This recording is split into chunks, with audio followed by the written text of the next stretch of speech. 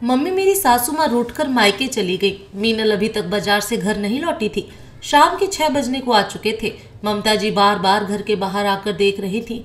सुबह 10 बजे की मार्केट गई हुई है, लेकिन अभी तक उसका कोई अता पता नहीं है। कई बार फोन भी ट्राई कर लिए, लेकिन फोन उठाए तब ना। मीनल ममता जी की बहू है। अभी 3 महीने पहले ही उनके इकलौते बेटे तरुण के साथ शादी होकर इस घर में आई है, पर बहू जैसी कोई बात नहीं है उसमें। हर बात में अपनी ही चलाती है। जब ममता जी अपने पति महेश जी के साथ उसे देखने गई थी तो उसकी मम्मी ने उसकी तारीफों के बड़े पुल बांधे थे। मम्मी पापा के अलावा उसके 2 बड़े भाई और भाभी हैं।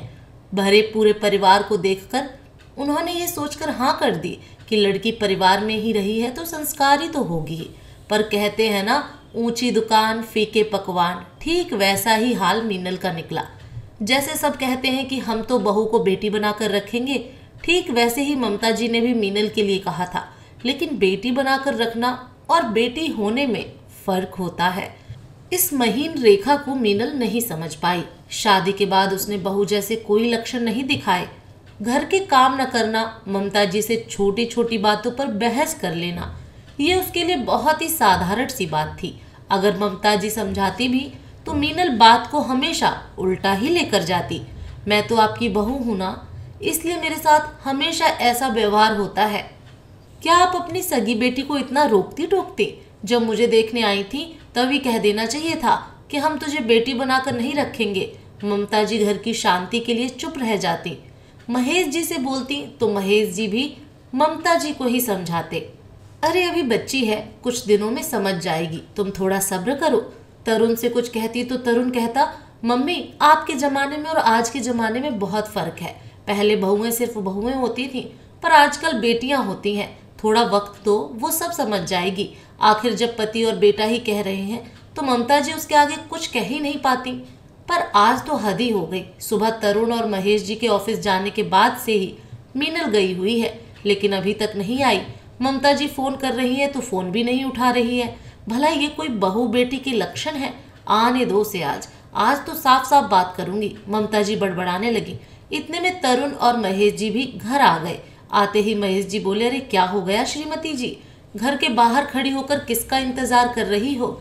महेश जी के सवाल को सुनकर ममता जी उन्हें घूरते हुए बोली, यहाँ शाम हो चुकी है, लेकिन बहू अभी तक घर पर नहीं आई। पता नहीं कहाँ रह गई। कहकर तो गई थी कि थोड़ी देर में आती हूँ। अरे तो कोई काम हो गया होगा। मम्मी आप भी क्या चिंता करती हो, कोई छोटी बच्ची थोड़ी ना है, आ जाएगी। तरुण ने बीच में ही कहा। आ जाएगी से क्या मतलब? आजकल जमाना कितना खराब है, पता नहीं है क्या? कब से फोन लगा रही हूँ, कम से कम फोन तो उठाकर जवाब दे देना चाहिए। भला ये कोई बहू बेटी के लक्षण होते हैं? तरुण की बात सुनकर ममता जी खींचते हुए बोली, अच्छा अच्छा, तुम दोनों माँ बेटे बात करो, मैं जाकर चेंज कर रहा हूँ और थोड़ी देर आराम करूँगा, फिर सब लोग मिलकर खाना खाएंगे। खाना तो बना लिया होगा आपने श्रीमती जी? महेश जी की बात सुनकर ममता जी बोली, हाँ हाँ, सब्जी और दाल बना दी है, बस रोटियां सेकनी है। इतने में बाहर कैब आकर रुकी। उसमें से मीनल उतर कर आई तो उसके हाथ में काफ़ी सारे शॉपिंग बैग्स थे। अंदर आते ही बैग्स एक तरफ पटक कर सोफे पर बैठते हुए बोली, आज तो सचमुच बहुत थक गई हूँ, पर शॉपिंग करके मज़ा आ गया। बहू तुम इतना सब कुछ क्या लेकर आई हो?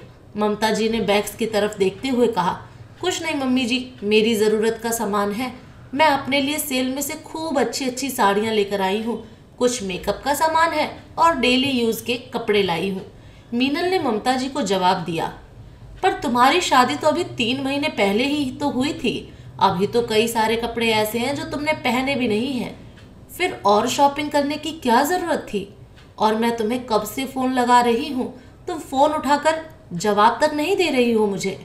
भला ये कोई बात होती है? मुझे चिंता हो रही थी। मम्मी जी मैं कोई छोटी बच्ची नहीं हूँ, शॉपिंग करने ही तो गई थी, लौट कर आ ही जाती ना। जो आप बार बार फ़ोन पर फ़ोन कर रहे थे, कितना एम्बेरस लग रहा था मुझे अपने दोस्तों के सामने, इसलिए मैंने फ़ोन का वॉल्यूम ही बंद कर दिया। और रही बात शॉपिंग की, तो मुझे जिन चीज़ों की ज़रूरत थी मैं वो ले आई। इसमें बात का बतंगड़ बनाने की क्या ज़रूरत पड़ गई? मेरी मम्मी ने तो मुझे कभी नहीं रोका। मीनल ने बिगड़ते हुए कहा, बेटा तुम्हारी मम्मी ने तुम्हें कभी रोका नहीं, क्योंकि वो तुम्हारा मायका था, वहाँ तुम बेफिक्र होकर रहती थी। जी किया तो काम किया, नहीं तो छोड़ दिया। दो दो भाभियां थी, संभाल लिया था उन्होंने। पर ये तो तुम्हारा ससुराल है, तुम खुद यहाँ एक बहू हो, वो भी इकलौती। इस घर का भला बुरा सब तुम्हें सोचना है। आखिर अपनी जिम्मेदारियां कब उठाओगी? ममता जी ने मीनल की बात का जवाब दिया। तब मीनल चिढ़ते हुए बोली, मम्मी जी, फिर तो आपको शादी से पहले बोलना ही नहीं चाहिए था कि हम बहू को बेटी बनाकर रखेंगे। इतनी रोक टोक तो कभी मुझ पर मेरी मम्मी ने भी नहीं की जितना आप टोकती हैं। कहकर मीनल कमरे में चली गई। ममता जी ने उदास होकर तरुण की तरफ देखा तो तरुण उल्टा ममता जी को समझाने लगा, क्या मम्मी आप भी चिल करो ना, क्यों सास बन रही हो? 7 ही तो बजे हैं, आ तो गई टाइम से। आपकी बेटी होती तो क्या आप उसके साथ भी इस तरह से बिहेव करती? कहकर तरुण भी अपने कमरे में चलता बना।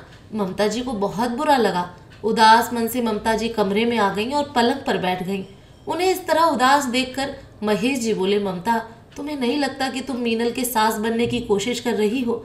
अभी बाहर जो भी हुआ उसमें तुम्हारा हाथ है। अच्छी खासी घर में शांति थी, बेवजह तुमने हंगामा कर दिया। उनकी बात सुनकर ममता जी बोली, आपको भी लगता है कि मेरी ही गलती है? बहू का यूं लेट तक आना, मेरा फोन ना उठाना, घर की कोई जिम्मेदारी न लेना, ये गलत नहीं है। अरे छोटी सी बात को क्यों बड़ा बना रही हो? अगर तुम उसे बेटी की तरह मानोगी तो खुश रहोगी। अब तुम्हारी अपनी बेटी होती तो। कहते कहते महेश जी चुप हो गए, पर यह बात ममता जी के दिल पर जा लगी। उन्होंने कहा तो कुछ भी नहीं, पर अपना मोबाइल लेकर बाहर बरामदे में आ गईं। घुटन महसूस हो रही थी, इसलिए अपनी एक सहेली अनु को फोन लगा दिया और बातों ही बातों में मीनल के बारे में बता दिया। तब अनु ने कहा, देख ममता, बहू और बेटी के बीच में फर्क तो होता है, यह बात मीनल को समझना ही पड़ेगा। और रही बात महेश जी और तरुण की, तो जब तक इंसान को पका पकाया मिलता रहेगा तब तक वो हाथ पैर क्यों चलाएगा? महेश जी और तरुण के सारे काम तो तू कर देती है, इसलिए उन लोगों को क्या फर्क पड़ेगा कि मीनल घर का काम करती है या नहीं, अपनी जिम्मेदारियों को समझती है या नहीं। तुझे खुद ही कोई कदम उठाना पड़ेगा, तभी तू खुद की मदद कर सकती है। अनु की बात धीरे धीरे ममता जी को समझ में आने लगी थी। उन्होंने फोन कट करने के बाद कैब बुक की और अपने कमरे में आ गई। अपने कमरे में आकर अपना सामान एक बैग में पैक करने लगी।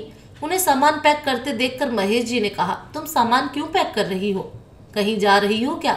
हाँ, मैं अपने मायके जा रही हूँ। भाई कितने दिनों से बुला रहा था, सोचा कुछ दिन वहीं रहकर आऊंगी। उनकी बात सुनकर महेश जी हैरान होते हुए बोले, अरे अचानक मायके जाने की क्या लगी तुम्हें?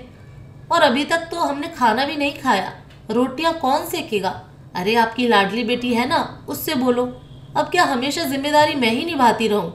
ओह, तो लगता है बात का बुरा लग गया, इसलिए अब ये तमाशा कर रही हो।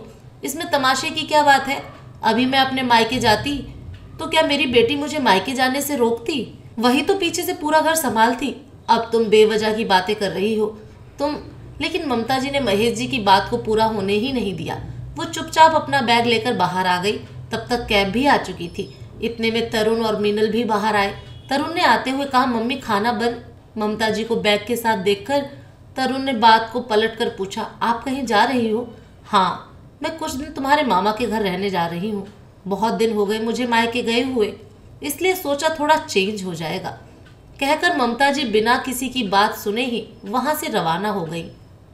ममता जी के इस कदम से सब हक्के बक्के रह गए, लेकिन भूख तो जोरों से लगी ही थी। तरुण ने मीनल की तरफ देखकर कहा, अब खाना? अरे मैं भी थक गई हूँ, मीनल ने धीरे से कहा। लेकिन तब तक महेश जी ने बाहर आते हुए कहा, तो मीनल बेटा, आज तुम खाना खिला दो। वैसे भी तुम्हारी मम्मी सब कुछ तैयार करके ही गई है, तुम्हें सिर्फ रोटियां ही सेकनी है। मीनल महेश जी से कुछ कह ना पाई और तरुण को घूरती हुई रसोई में आ गई।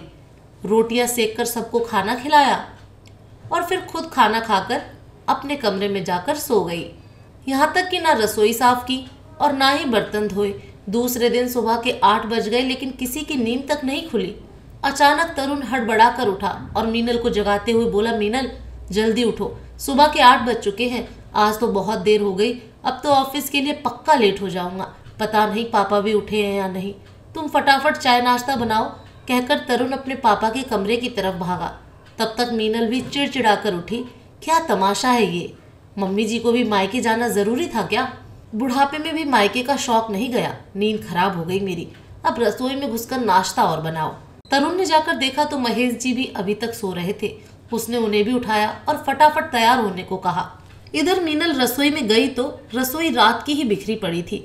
बर्तन झूठे पड़े हुए थे। उसे कुछ समझ ही नहीं आया कि क्या बनाऊं। इतने में तरुण रसोई में आया और बोला, मीनल, काम वाली बाई का फोन आया था, वो आज भी नहीं आएगी, इसलिए घर की साफ सफाई भी तुम्हें ही देखनी है। तरुण, मैं ये सब कैसे करूंगी? रसोई बिखरी पड़ी है, रात के झूठे बर्तन पड़े हुए हैं, ऊपर से तुम कह रहे हो काम वाली बाई भी नहीं आएगी। पिछले 3 दिन से वो छुट्टी ले रही है, और कितनी छुट्टी लेगी? मुझसे नहीं होगा ये सब। या तो तुम यहाँ रुककर मेरी मदद करो, वरना मैं भी अपने मायके चली जाऊंगी। मीनल चिड़चिड़ाते से बोली। उसकी बात सुनकर तरुण एक पल के लिए बिल्कुल चुप हो गया और फिर बोला, मीनल, मम्मी भी तो ये सब अकेले संभालती थी, तुम तो कभी उनकी मदद भी नहीं करवाती थी। मुझे नहीं पता, ये सब तुम्हारी मम्मी ने ये सब जानबूझकर किया है मुझे परेशान करने के लिए। मैं अपने मायके जा रही हूँ, तुम देख लो तुम्हें क्या करना है। मीनल बड़बड़ाते हुए अपने कमरे में चली गई। उसकी ये बात महेश जी ने भी सुन ली। वाकई उन्हें काफ़ी हैरानी हुई कि बहू एक दिन घर नहीं संभाल पा रही, जबकि वो और तरुण उसी का साथ देते थे। तभी महेश जी तरुण से बोले, बेटा, मैं ऑफिस जा रहा हूँ, चाय नाश्ता वहीं कर लूँगा, आज तुम घर पर रहकर मीनल की मदद करवा दो। कहकर महेश जी घर से बिना चाय नाश्ता किए ही रवाना हो गए। इधर मीनल ने अपनी मम्मी को फ़ोन लगाया ये बताने के लिए कि वो मायके आ रही है, तो उसकी मम्मी ने पूछा, आज अचानक कैसे मायके आ रही है? सब ठीक तो है यहाँ? कुछ भी ठीक नहीं है मम्मी, मेरी सास तो रूठकर मायके जाकर बैठ गई। पता नहीं लोग शादी से पहले ऐसा क्यों कहते हैं कि हम तो बहू को बेटी बनाकर रखेंगे। सच, बोलने में और करने में बहुत फर्क होता है। बड़बड़ाती हुई मीनल ने कल का पूरा किस्सा अपनी मम्मी को कह सुनाया। उसकी बात सुनकर उसकी मम्मी ने कहा, अच्छा, तो तू काम के डर से भाग कर आ रही है? तुझे तो मेरे जैसे सास मिलनी चाहिए थी, जो बहुओं को डांट डपट कर एक तरफ बिठा कर रखती है। खबरदार, जो तू मेरे घर आई तो तेरी बात सुन सुनकर मेरी बहुएं बिगड़ जाएंगी और मेरे सिर पर चढ़कर नाचेंगी। मम्मी, आप मुझे मेरे ही मायके आने से रोक रही हैं? मीनल हैरान होते हुए बोली, क्यों ना रोकूं तुझे? अपना घर संभाल नहीं पा रही है और मेरे घर में आग लगा दोगी? इज्जत से आए तो तेरा स्वागत है, लेकिन इस तरह से लड़ झगड़ कर आई तो मेरे घर के दरवाजे तेरे लिए बंद हैं। कहकर उसकी मम्मी ने फ़ोन रख दिया। मीनल हैरान रह गई कि उसकी मम्मी उसे ये जवाब दे रही थी। अब तो मजबूरन उसे घर का काम करना ही था, इसलिए रसोई में पहुंच गई। मीनल को काम करता देखकर तरुण की भी जान में जान आई और वो भी घर की साफ सफाई में उसकी मदद करने लगा। दोनों ने मिलकर ही घर का काम किया था, लेकिन उसमें ही दोनों थक गए, इसलिए दोपहर में खाना दोनों ने बाहर से मंगवाया। लेकिन शाम आते आते सबको अपनी गलती का एहसास हो चुका था, इसलिए महेश जी आते समय ममता जी को मनाकर अपने साथ ही लेकर आए। ममता जी के घर आते ही मीनल और तरुण ने भी उनसे माफ़ी मांगी। आखिर धीरे धीरे सब कुछ नॉर्मल हो गया। यह तो कहानी थी, इसलिए आसानी से सब कुछ नॉर्मल हो गया, पर सच्चाई तो इससे काफ़ी परे होती है। तो दोस्तों, आपको ये कहानी कैसी लगी कमेंट करके ज़रूर बताएं।